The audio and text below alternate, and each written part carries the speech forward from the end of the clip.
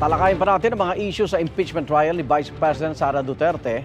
Makapanayan po natin si Constitutional Law Assistant Professor Paulo Tamase mula sa UP College of Law. Magandang umaga po.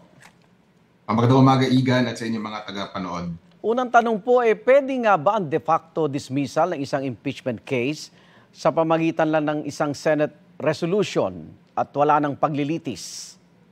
Sa palagay ko, ay maaring ilabag nito ang saligang batas. Malinaw kasi sa teksto ng Article 11 ng ating saligang batas na ang kapangyarihan ng Senado ay to try and decide.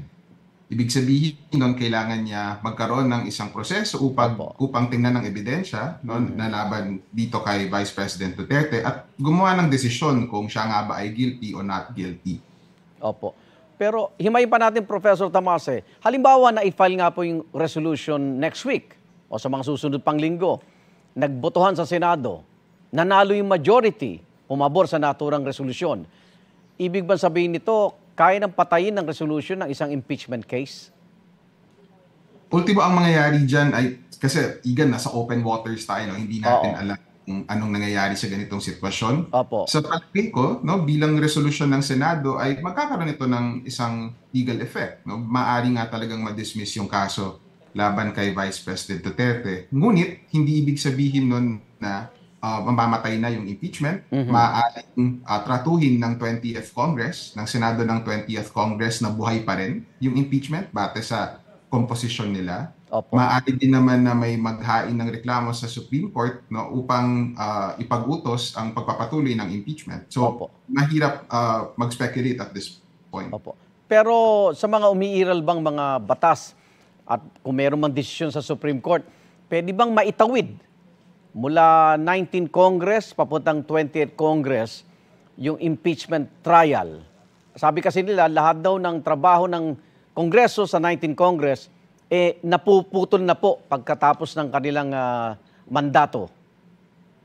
Totoo yun. Mayroon talagang mga kaso na nagsasabi na kapag natatapos na ang termino ng Kongreso ay napuputol ang kanilang mga trabaho sa nakaraang Kongreso. Kung mayroong bill noong 19th Congress, hindi siya pwede tumawid sa 20th. Kailangan ipanukala siya muli. Ngunit, yung mga desisyon na iyon ng Supreme Court ay malinaw din, na they pertain sa mga investigation work, halimbawa ng Senado, o sa mga trabaho niya bilang isang lehislatibong kawani ng gobyerno. Opo. Hindi ito nag-a-apply sa impeachment. Ang impeachment ay isang mahalaga at espesyal na trabaho ng Senado. At pag titignan natin yung kasaysayan natin at ang practice ng Senado, tuwing impeachment court sila, parang umaakit sila sa iba pang antas sa gobyerno. At palagi ko hindi nag-a-apply itong mga desisyon na ito ng Supreme Court. Opo. Professor Tamase, posible bang may nalabag si Senador Bato de la Rosa dahil siya huy magiging judge, pero itong resolution as a senator, nais niya ipatigil itong paglilitis?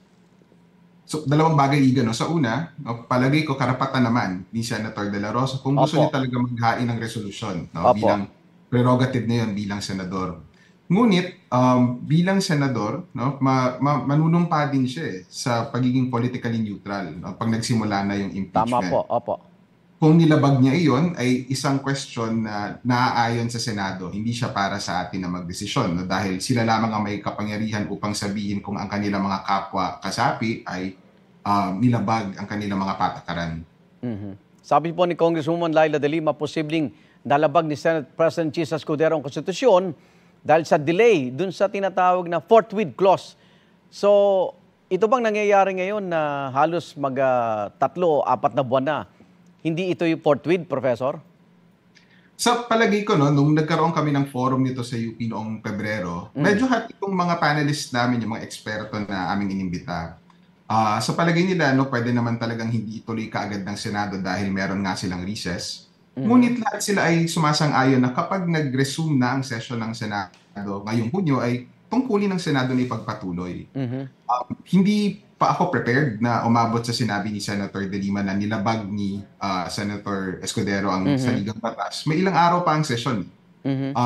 Ngunit, kung titignan natin yung practice na naman ng Senado noong mga nakarang impeachment, mabilisan sila gumalaw. So, noong impeachment ni Chief Justice Corona, December 12, naipasa yung articles of impeachment mula sa House. December 14, nagsimula na ang trial at hindi 4 na buwan ang inantay bago ito magsimula. Opo. So, Professor, sa kabila ng mga argumento, debate at iba't ibang interpretasyon, buhay pa ho ang impeachment case laban kay VP Sara Duterte. Sa palagi ko, no, buhay pa siya, mahalaga para sa mamamayan at hindi ito kung supporter ka ni Vice President Duterte o hindi kanya supporter, mahalaga sa mamamayan na bantayan itong impeachment. Kasi sa kasaysayan natin, isa itong natatanging pagkakataon upang pag-usapan ng malaliman at mabuti kung ano yung talagang mahalaga sa ating pamahalaan. Good governance, accountability, at hindi yata akma sa purpose ng impeachment ang kanyang pag-dismiss na wala man lang naririnig na isa pang testigo o nakikitang isang ebidensya. So mahalaga para sa atin na bantayan ito at mag-demand na magsimula na actually yung impeachment. Maraming salamat, Assistant Professor Paulo Tamase mula sa UP College of Law. Ingat po.